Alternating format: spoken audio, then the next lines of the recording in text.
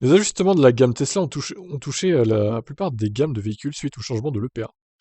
Alors en fait, pourquoi il y a une baisse d'autonomie? Parce que l'EPA a changé ses calculs apparemment, et qui serait encore plus restrictif qu'avant. Parce que là, pour le modèle Y, on a déjà vu hein, qu'il perdait 30 km d'autonomie. C'est quand même pas terrible hein, pour le marketing et tout de Tesla. Ils vont communiquer sur une autonomie moindre maintenant.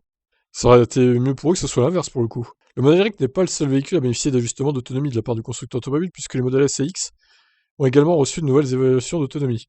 La Model S, elle a perdu 46 miles. Non, 37, pardon, 37. Ce qui fait 50 km à vue d'œil, je dirais.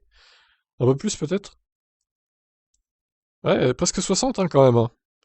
Le Model X a perdu... Oh, 7, ça va. Bon, ça va, c'est pas... La transmission intégrale à double moteur Model S a également vu sa vitesse de pointe réduite à 130 miles par heure contre 149. Pourquoi en fait?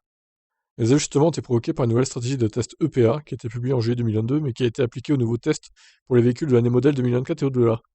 Les révisions visant les véhicules électriques avec plusieurs sélections de modes de conduite sont destinées à garantir que toutes les données d'étiquette sont générées de manière cohérente, qui reflètera mieux les performances du monde réel et à réduire la charge de test pour l'industrie. D'autres médias ont rapporté que les codes d'autonomie ajustés de Tesla sont dus à des enquêtes du ministère de la Justice affirmant que le constructeur automobile avait surestimé l'autonomie attendue. Cependant, divers facteurs peuvent réduire l'autonomie des véhicules électriques, notamment le style de conduite et la météo. Oui, ça on sait. La Model 3 et le Cybertruck n'ont pas été affectés par ces changements, mais nous verrons probablement d'autres fabricants de véhicules électriques commencer également à ajuster leurs chiffres en raison de modifications apportées au test de l'EPA. Bah oui, ce sera peut-être le cas. Étonnant que la Model 3 n'ait pas été touchée. Alors, on attendra de voir quand même la Model 3 Highland, l'autonomie qui communique là-bas, parce qu'elle va sortir du coup dans quelques semaines, voire mois, aux États-Unis.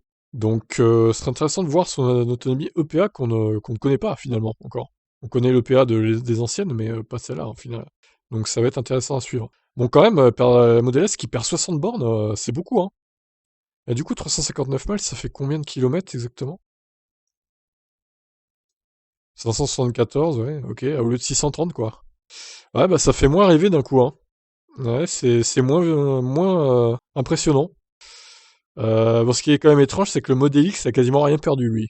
Et surtout, il y a plus que 30 miles d'écart entre le Model X euh, et la Model S, alors qu'avant, il y en avait 63. Ça n'a rien comprendre, franchement. Bon, bref, c'est bizarre. J'ai pas trop d'explications à vous donner, là.